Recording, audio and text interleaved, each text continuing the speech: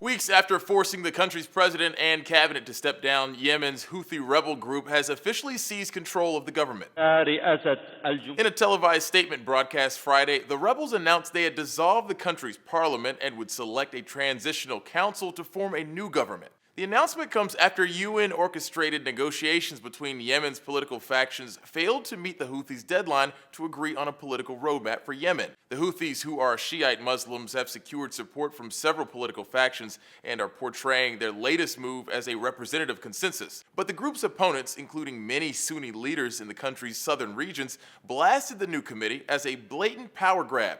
The rebels' new government might not be respected in some areas of Yemen, which could lead the country into further instability. Yemen's new government is also alarming neighboring Saudi Arabia.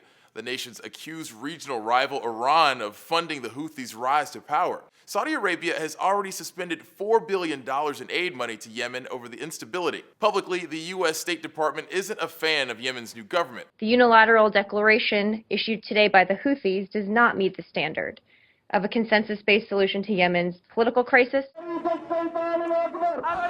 And the feeling is mutual. The rebels oppose U.S. influence in Yemen, particularly the ongoing drone strikes in the country. But as the New York Times noted back in January, the Houthis and the U.S. have been united by a common enemy, al-Qaeda in the Arabian Peninsula. The rebels are also battling the infamous terrorist group and haven't interfered with U.S. operations against AQAP. One expert told the Times, maybe this is the time we move in to provide them the aid to do more on the ground and let them do it.